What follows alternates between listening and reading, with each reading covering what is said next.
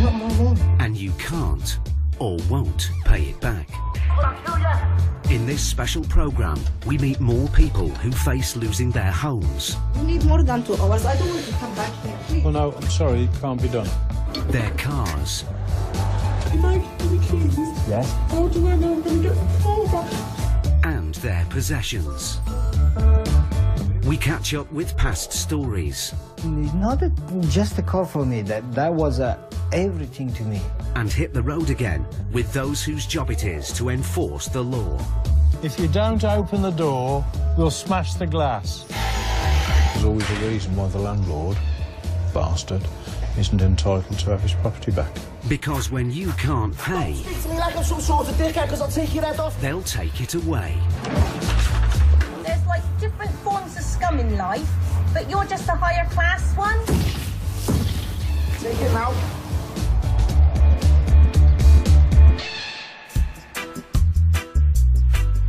The number of calls to helplines from tenants struggling with rent arrears increased by 13% in the last 12 months, more than any other debt type. Many fear they won't be able to keep a roof over their heads, according to a new report.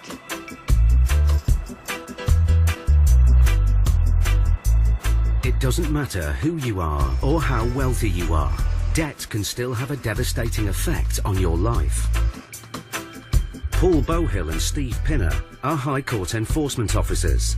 They're part of an elite group whose sole aim is to hunt down debts from those who can't pay We have a warrant that allows us to break in. and those who won't pay.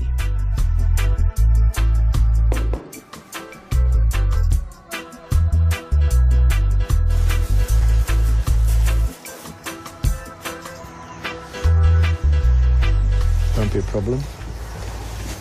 Most of the people that we meet are in denial. Denial on two fronts. One is that the debt exists, and the second and critical point is that they don't think it will have gone this far. Today, Paul and Steve are on their way to one of the most affluent areas in the country. They've come to track down a wealthy businessman who hasn't paid his rent for more than 6 months. Well, it's a posh area, isn't it, High Wycombe? Well, it looks like it. We just don't know till we get there. It's just The usual slightly story. different, isn't it, from the usual shithole flat in central London. Oh, that one we did the other day. They've brought along Steve's son, Ben, who they've been training up to join the team. The businessman who owes the money lives in this huge house. He runs a technology company, but he's racked up more than £23,000 in rent arrears. With £3,000 in court costs, he's now on the books for a whopping £26,000. How nice. Quite upmarket. Paul and Steve are here to evict the tenant and his family in just 2 hours.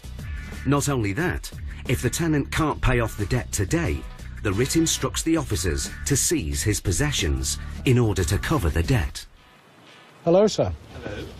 We're from the High Court. We have a repossession order for this property. Right. Despite not paying the rent for more than 6 months, the tenant is still caught off guard. We knew that there was a possession order that had been put forward, but we had no idea when the date was No. for this. This is a High Court repossession order as opposed to a, ordinary repossession order. That's a copy for you, sir. Right, okay.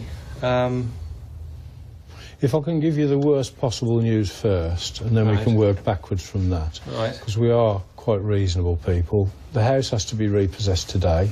We will change the locks, do whatever we need to. You will have to leave today. Now, if you need to come back for possessions that you can't take now, that's okay. We can arrange to meet you back here. I don't know whether, is it rented, furnished, unfurnished, or what? It's our property. It's our stuff in here. All of it? Yeah. So it's rented unfurnished? Yeah. Okay, so you'll need to make arrangements to move the furniture and Yes, put it we into will. storage and or whatever. There's also an outstanding rent, I'm presuming it's a rent cost on there, which is quite substantial, 23,456. Yes.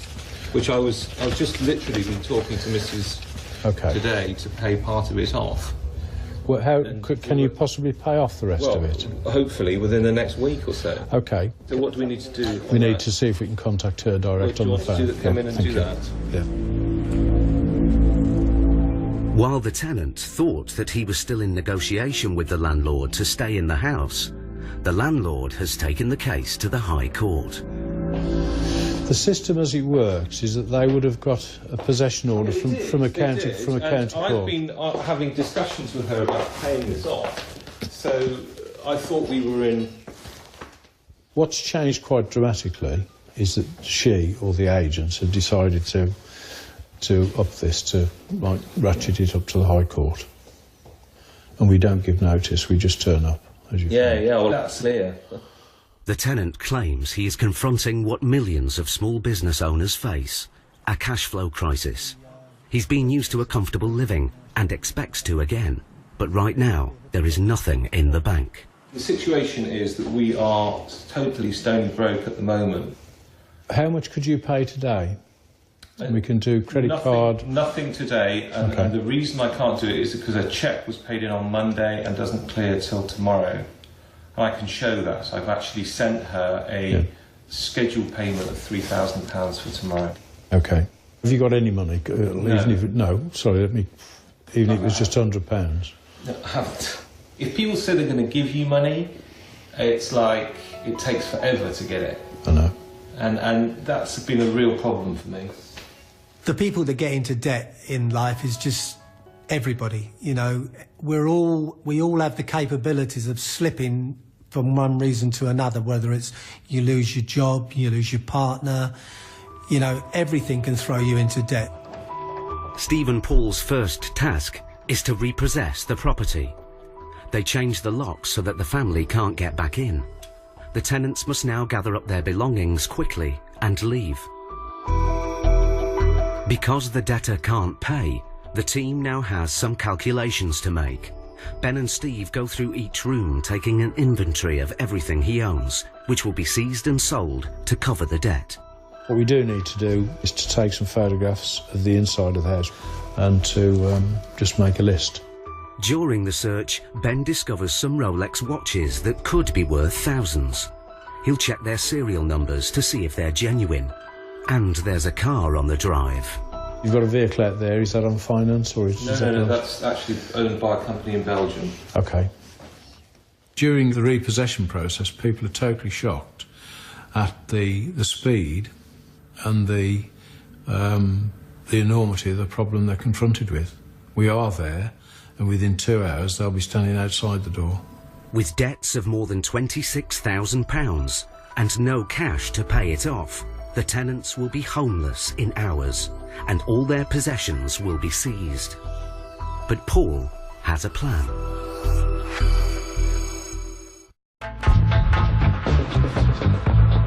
A businessman is facing eviction from his home, with all his belongings seized because he has run up a debt of £26,000. Have you got any money? Even if it was just £100. No, I haven't. Paul has been talking to the debtor. He finds out that the businessman has been waiting for a new shareholder to inject a vital sum of cash into his technology company. But the money has yet to arrive. I got into trouble because people weren't paying me, and then I sold 10% of my company, which is currently what the money is that's coming in for £150,000. And that will then, clear this. If the debtor has the means to pay the rent soon, it will be better for everyone to give him more time. Paul decides to see if the landlord will agree to let the tenant stay in the house, providing he comes up with £10,000 by tonight and the rest within 2 weeks. Being the nice person that Paul is, from time to time, he's now going to try and strike up a deal with the landlady to give them a little bit more breathing space. The landlord agrees. The tenant now has a potential lifeline and goes into action. If we have to make a payment to you... Yeah, it can be made credit card, direct payment. Yeah, but I need a bank account to pay that too. We've got the paperwork, he's got everything on there. But the big question is, can he do it today? The clock is ticking.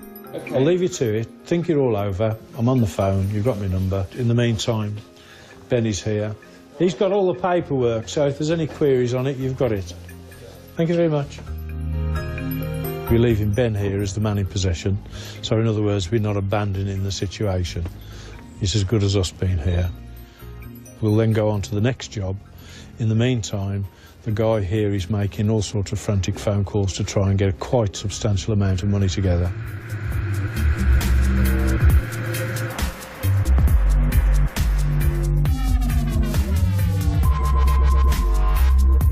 Our personal debt mountain is getting bigger and bigger.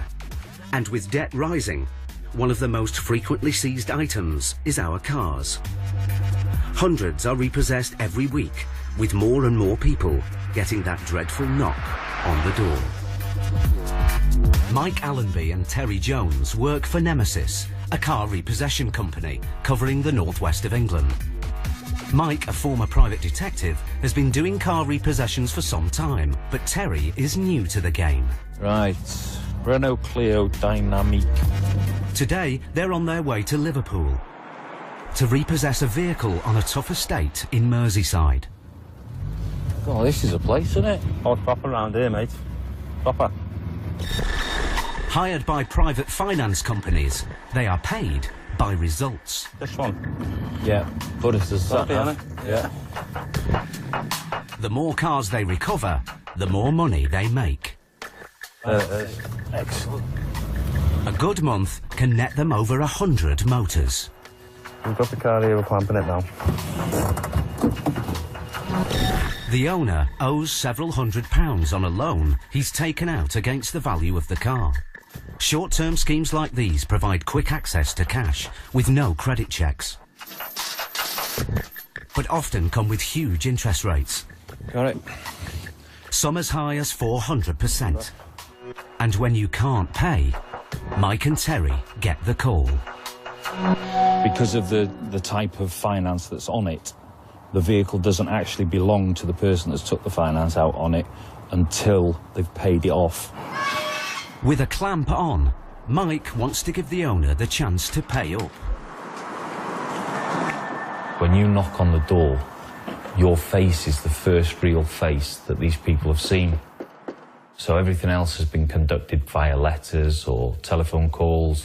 So they usually tend to vent their spleen at you at the door. Can hear a dog. A dog, yeah.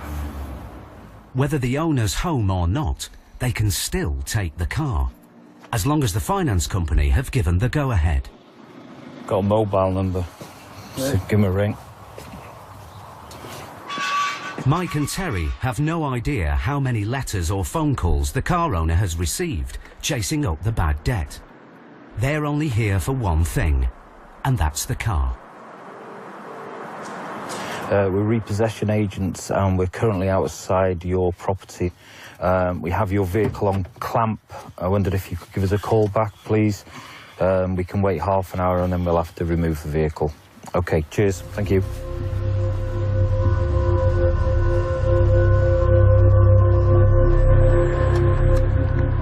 Then the phone goes. Hello? It's the office. Oh, okay then. Okay, all right. Sorry? Well, apparently he said he's going to come outside and set fire to it. Okay. That's good. All right then. Cheers for the heads up. All right, sit up. No barbecue time, is it? Just watch our backs, that's all. Can't do anything else. At the end of the day, you're there to collect the car. And it's an asset. It belongs to the finance company, our client. And we have to protect that. The car owner is back.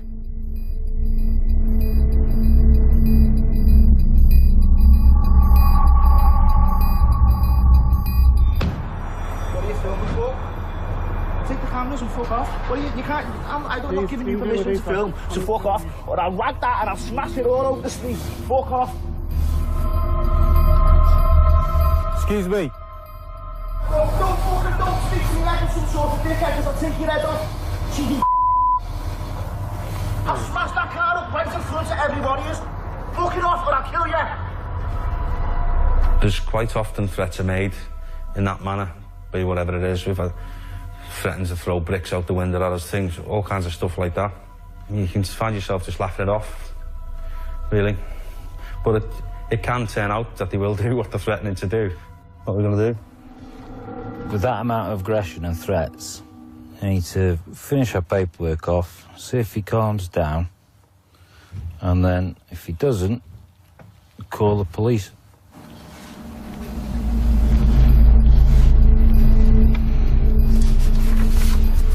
Just keep your eye on him.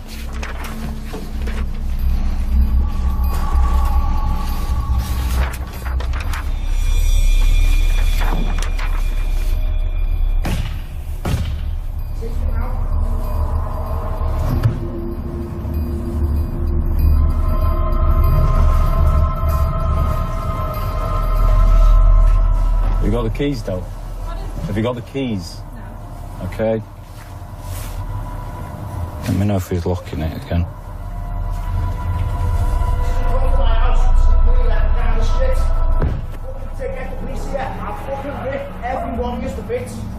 Collection time. Collection date.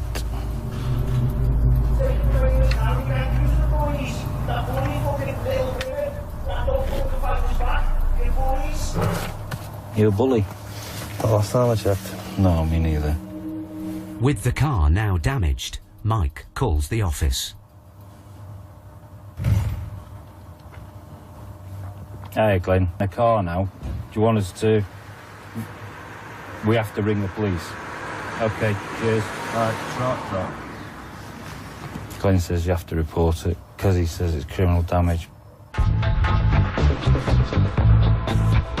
A short while later, the police arrive. The loan secured against the car means the vehicle belongs to the finance company rather than the owner. He's now smashed up their property and not his own. So what he's done is he's secured a loan against the car and he hasn't paid a penny for it. Do you want a copy of that? It's all there that you need, love. As Mike and Terry start loading up, the car owner returns.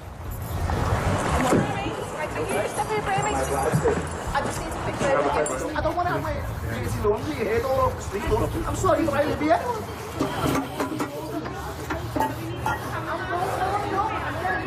Don't put your hands on me, please. I'm asking you. Don't put your hands on me. Get off me. When I first started the job, and people would get abusive and things like that, I did feel the urge to respond. From the word go, Mike has shown me how to do it correctly. It doesn't matter what people are saying. I don't take it personal. It doesn't land. It's just there to do a job, and that's what we do. Watch the glass, look. The car owner is arrested and taken away for questioning. He was charged and found guilty of causing criminal damage. He was given a conditional discharge for 12 months and ordered to pay £115 in costs and fines. But with so many cars to repossess every day, the team know the next hostile situation may be just a door knock away. Paul and Steve have given a Buckinghamshire businessman an ultimatum. He's got to find £10,000 or be evicted from his home. The property has been repossessed and Steve's son Ben has been left in charge while the tenant makes urgent calls to find the money from somewhere. If he doesn't, all his belongings will be seized and sold to set against the debt. In the meantime, Paul and Steve are busy on another case. This has now been passed up to the High Court. So we're here to collect, basically. Collect what? £1,400.96p. I haven't got anything until the end of the month. OK. Your car? Well, it's finance, yeah. It's on finance. OK, that's fine. I'll accept that. No joy here. So Paul and Steve's attentions return to the businessman. His time is up. Paul calls Ben at the house to see if the tenant has managed to raise the 10 grand. Has there been any changes since we last spoke? A couple. Yeah. Is short £20. Short by £20? Yeah, he's got 9,980. Okay. I've spoken to the estate agents. Yes. They have agreed to release the deposit, so we now have another 4,500 to go towards the debts. Okay. So just recapping then, the effect of our visit today has produced 15.5 grand. Yeah. And then we're holding walking possession. Tomorrow. Is that still going to go ahead? Yep, he said that's still going ahead. Wow. So that's 18.5. Yeah. The tenant's frantic phoning has produced a short-term loan from a relative. Paul's strategy has paid off. What we've actually achieved is out of a debt of 26,000, we've got 18,000 effectively today. We're holding the contents of the house and the car and his Rolex watches and everything else under a walk-in possession agreement which he will sign. The family will be allowed to stay in the house. We'll be in close contact with them, so the balance of the payments are made and probably the tenancy can be restored. That's what you call a result, isn't it? Yeah. 18.5 grand of a £26,000 debt just by squeezing gently. Paul and Steve return to the house. The mood is more relaxed. Oh yeah. You're a gentleman, sir. I think all the more of you now. Well, he said you like to stand a spoon up in it. It's going to be, quite honestly, like concrete now. The debtor still owes £9,000 in rent and court costs, including the £1,000 to have Paul and Steve on the doorstep. Paul has given him 2 weeks to come up with the cash. The tenant is confident he can do it if the money from his company comes in on time. That's lucky, because the value of his possessions is much less than Paul and Steve had hoped for. Do you want a selection of fake watches? Well, crap. As time goes on, it's going to be harder and harder to extract money, or more particularly to extract goods, because they've sold off everything. You know, we thought we had a whole collection of Rolex watches there. They turned out all to be fake. Not everyone has someone to turn to when they hit a financial wall. This time, the tenant has been lucky. We just leave you with one key. Is that okay? That's fine. With the instruction that you're not allowed to cut more. And we've still got a key. Thank you very much for that. Good. These people have got a result because they're going to stay here. They could have been kicked out in the street. They haven't been.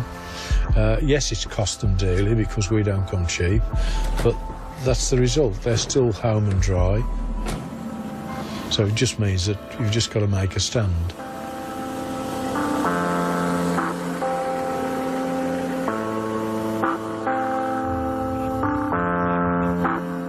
Next, Steve and Paul move on to an even bigger house, with a very different outcome.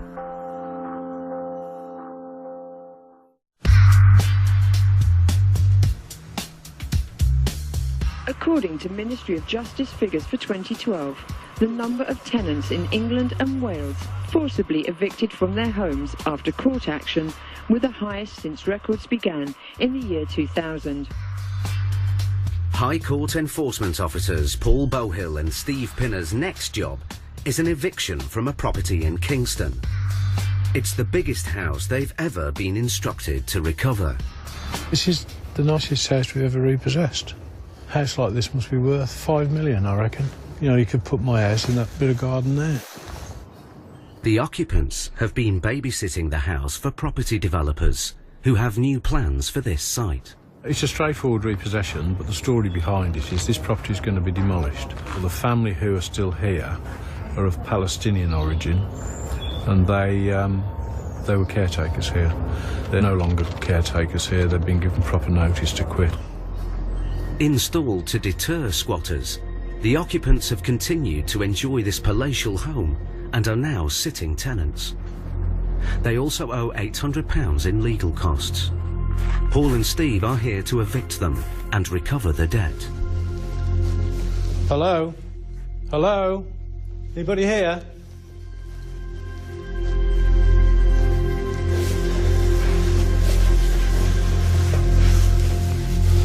The place is huge, it's like a maze. I'm ashamed to knock this down, isn't it? There's no sign of the tenants in the main house, so it's the tradesman's entrance round the back for Paul and Steve. Hello. Is Mr. Hattab here, please? No, but we have to leave after 21 days. No, today is the day, yes. The appearance of two sheriffs isn't a surprise for the women, but the notice period is a real shock. You've had the eviction order. No, we haven't received any letter. Oh. We checked yesterday, and there is no mail. I don't think we have enough time to do it today. You have 2 hours to take your personal belongings out, and if you need to come back again to remove the rest of the stuff, that can be done by appointment. You I can't. need more than 2 hours. I don't want to come back here, please. Well, no, I'm sorry, it can't be done. We're now going through the usual thing, tears. The other lady who's with her is actually a sister-in-law. Her husband's off looking for a flat now, so all of this defies what she's just told us, but they didn't realise they had to be out today. Well, that's okay, we accept that because the High Court is quite rapid. Proceedings issued in the High Court are the ultimate sanction to get a sitting tenant out immediately. There's always a reason why they're entitled to stay and why the landlord, bastard, isn't entitled to have his property back. Perhaps I'm just being cynical. Sure. Could that be possible? So. Cynicism based on 50 years of experience. 50 years of cynicism. Being fucked about by professionals. Steve's taken the keys from the tenants and put up the repossession notice. 40 minutes later, the ex-caretaker returns. Do you understand what's happening here? I'm not sure. Yeah, but we got 2 weeks to move it. This was actually changed to the High Court yesterday, which means that we come in straight away. There is no notice given.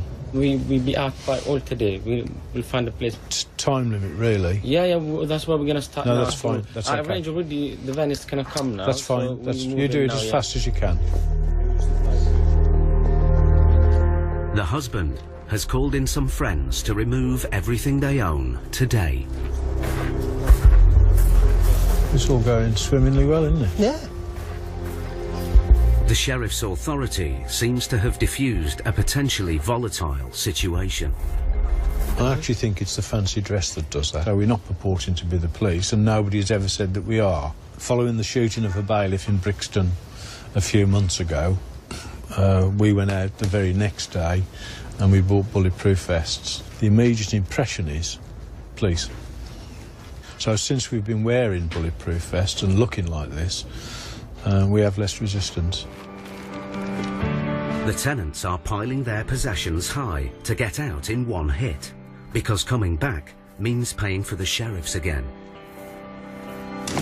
The building's secured and everything's turned off to ensure no one is running up any unnecessary utility bills. You'd be lucky. Okay, take care. Thank you.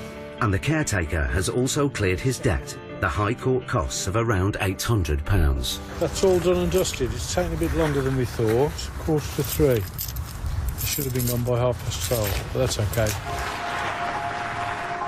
The biggest house Paul and Steve have ever repossessed is back in the hands of the developers. Now the tenants have gone, the house probably won't be here for much longer.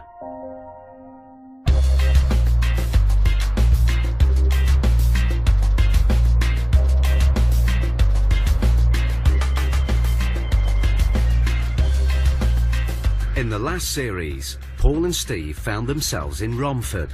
They had a writ to collect £3,000 of rent arrears. You can run point on this one, Steve. The man named on the writ works as a taxi driver. Hi there. Looking for Mr. Alizadeh. If he can't pay the £3,000, they could take his car away. Hi there. Sorry to wake you up. Mr. Aliza, there is a warrant outstanding and the amount is £3,253.04, plus a 440. It's not me. They made a mistake. It's not me. They sent to the court also. That's not me. That's a different person. Who is it? He's my brother. No, I'm not responsible for my brother. You should go and get them, not me. You're sheriff. I'm a sheriff, yeah. I'm a sheriff, Alizadeh, not Ashraf. Well, if you need an ID, I will bring an ID for you. Okay, but look, you see... Mr. Alizadar claims that the debt is his brother's, but the writ is made out in his name. I didn't pay that rent for that house, which is... It wasn't me, it's a different person. If he's my brother... So where is Mr. whoever it is? Ask them, not me. He's your brother? Yeah, he's my brother. So you must know where he is. Yeah, I know. You should find him and go and tell them. Why isn't... Well, okay, can I just be very simple about this? Just really, really simple. Is this your vehicle? Yeah, he is. Okay. This is from the courts. Yeah. The highest court in the land that empowers me to take your car, unless you can pay this debt. Paul and Steve have no idea whether he is telling the truth or not. A High Court writ is rarely wrong. The way to get to the truth is just to keep talking. And all the time you're talking, you're asking the same questions in different ways, but you're looking for an inconsistency in the answer. Where is your brother? It's my brother. He's in this country. Go and get him. Well, we don't need to, because we're going to take the car. That's fine. You can take it in my car. Okay, can you give the keys? Huh? Give us keys. I'm not going to give the key. Why should we give the key? If the court or anyone, why we should bring Mr. Suki, tell them, it's not... You got a problem with, not with me, you got it with Ashraf. Can you get your brother on the phone then? I'm not going to put him on the phone. Well, that's okay. We'll just take the car. I'll call a recovery truck. Call them, they carry the... Look, listen, there's an easy way of doing it or there's a hard way. No, it's not the hard way. If I'm not responsible Unless you for prove that... to us that this is not you. Have you got the logbook for that vehicle out there? Yeah, of course I've got a logbook. But before Paul calls the tow truck, he rings his office to check out the man's story and whether the writ is correct. And the truth is surprising. They have the wrong man. Right, he's obviously covering for his brother. His brother is a completely different person. None of this paperwork applies to... He explained to us that it wasn't him and it was his brother. But if your name is on that writ, you are then liable for what it says. What we've got here is a total clusterfuck, which is a legal term. All the taxi licences, all of that paperwork shows that this warrant, the name on this warrant, is against this man. But in the meantime, since we've actually come and knocked on the door, we've had an email that says the name on the warrant is wrong. It's now up to Mr. Alizadar, not the court, to prove his innocence. He's currently legally liable for the debt. But Paul and Steve have a plan to soften the blow. I'm going to seize that car outside, but leave it with you. I will write paperwork that shows that the sheriff's office now owns the taxi. Yeah. Yes? You then carry on using it while I sort the paperwork out. That if the mistake is not as you say it is, but you're a reasonable man, I can come back and take the taxi. Just so long as you understand that. Yeah. And if you don't produce it when I ask you to, it will be reported as stolen. Mr. Alizadar now has 2 weeks to challenge the writ in court, or risk not just losing the vehicle, but also his livelihood. He has a family and 3 children to support. There's obviously a mistake, potentially a mistake, but I'm happy with what I've done because I can still come back not smiling if it goes wrong. Right, in the meantime, if you want to save all this aggravation, ring your brother and get him to call me.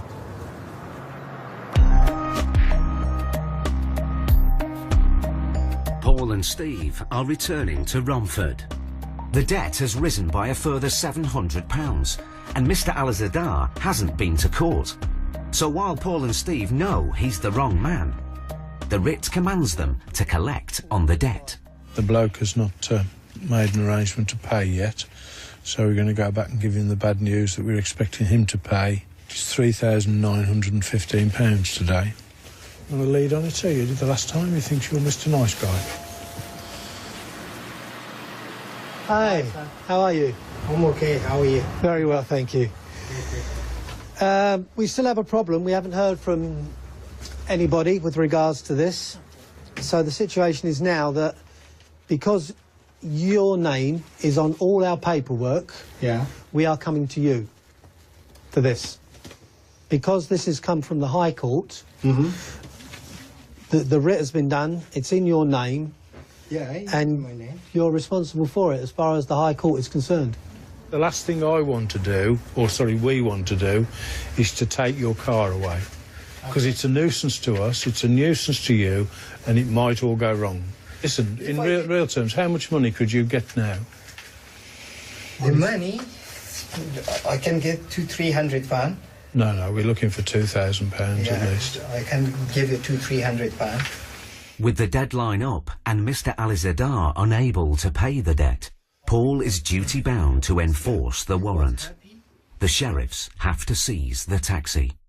I'm only concerned, this warrant's telling me what to do, and I'm actually going to do what the warrant tells me to do. That's fine. You want to take the car? Let me bring the key and take my stuff from here. If I was in this gentleman's shoes, I'd have been on the phone to my brother and asked him, what have you done? What's the situation? Why have you got these people knocking on my door? But he seemed to be reluctant to do that. I don't know why. It also means that Mr. Alizadar will be without his family transport and out of work. I'm sorry to have to do this. That's fine, that's fine. It isn't fine, and I feel just as bad about it, but, you know... You gave me a chance last time. I did. Which is, we thought it's finished. Yeah. You're not going to come back.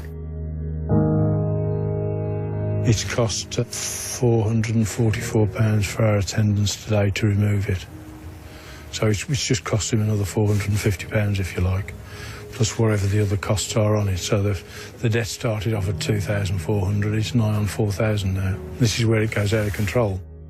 And the easiest way to resolve this is to get the money. Mm-hmm. That's the easiest way, and fight about it afterwards, because every day that we've got this car, you're losing your wages. All right, sir. Is there anything? Tea, coffee, cold drink? No, sir, we're okay, thank you. We're okay. He's a really nice guy, though. I mean, you take the man's car away and he's living away and he invites you in for coffee. Take care, sir. Okay, thank you. If we can get this solved in a few days, we'll bring you back. I hope it's... Thank you. All right. I hope that we're going to sort them out tomorrow. Okay, thanks very much. Everything easy. Bye-bye.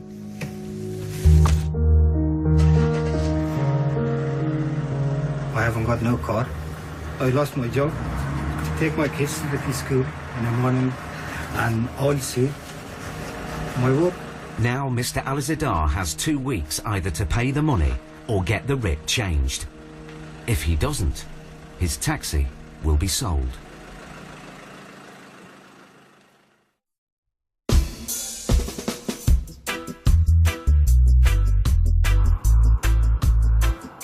An estimated 7 million people use high-cost credit in order to cover income shortfalls or meet unexpected expenditures. Many low-income households have no savings, borrowing against their assets to cope.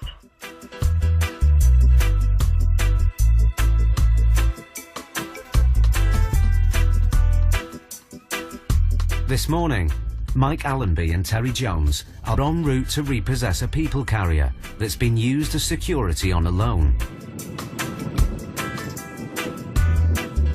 The debtor has missed repayments and is now hundreds of pounds in arrears. The difficulty with these sort of jobs, especially when the asset is a vehicle, the vehicle is used every day. Yeah. They got to work like everybody else, so you've only got like a window of opportunity, haven't you? Yeah. A lot of people work during the day. They get up early and they go to work in the car. So obviously we have to get up before they do, get to the property, try and find the car before they head off. Hey? There it is. That's it.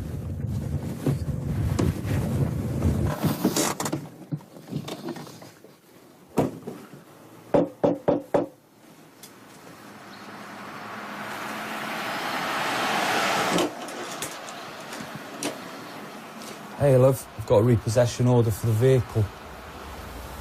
You didn't pick this man at the hospital yesterday. Have you? Yeah, is there any chance I can phone him later? Well, not while we're here, there isn't, love. I've got 3 options. Yeah. You can either make a payment, which, if you knocked on my door this morning, I couldn't do. Yeah. 2, I can take the car and put it in our pound and give you a couple of days to sort it out. or if you refuse to, I've just got to take the car down. Oh, I need my car to take the kids to school. I've been in hospital for the past month and it came out yesterday. The only money I've got on me is £20 cash. No. So what am I going to do? It's 7 o'clock in the morning. If there was any other way I could help you, I would, though. Right, if I give you the keys... Yes? Something. How do I know I'm going to get my car back? I understand, love. I understand. If you give us the keys, I'll find out what the outstanding is and I'll put my contact details on it so you have a point of contact and a face you know.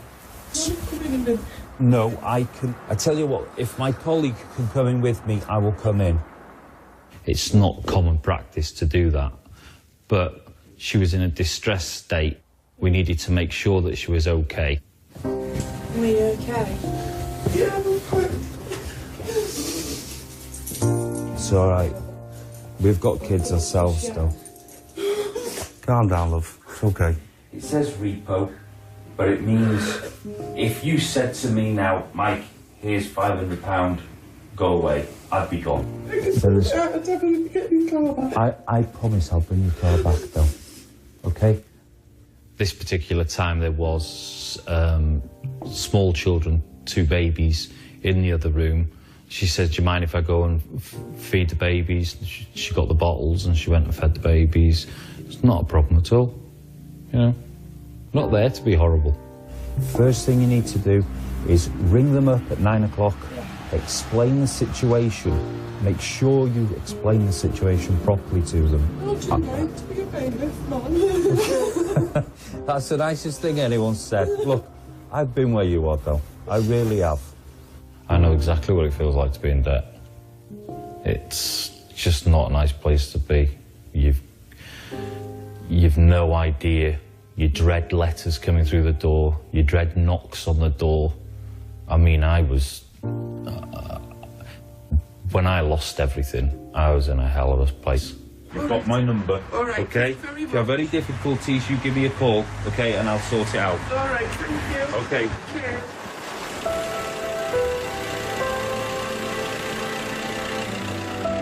Unless the owner can find the cash to pay, this could be the last she sees of her car.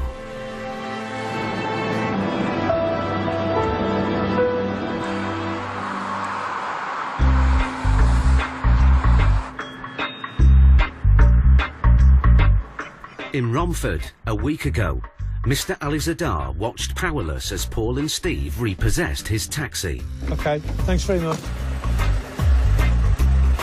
It's not just a car for me. That was everything to me. That was my business. That was my work. That was my job. Support the family from with that car. It was very hard for me on that time. I lost my job. Yeah, it wasn't good. But now there is some good news. After going to a solicitor to get the writ against him cancelled, the sheriffs have returned his taxi. When he came, he bring my car back, and they said, thank you, that's the first time I saw the guy which is not guilty. After that I was happy, and since I could get my car back, I start back the next day. And after 4 or 5 days, my solicitor, they receive a letter from that side. They offer, we're gonna pay for your solicitor and not the loss. I said, no, you have to pay for my loss as well, because you made a mistake. Why should I pay for it? And he paid £1,500 for solicitor and 200 for my loss. All my family happy.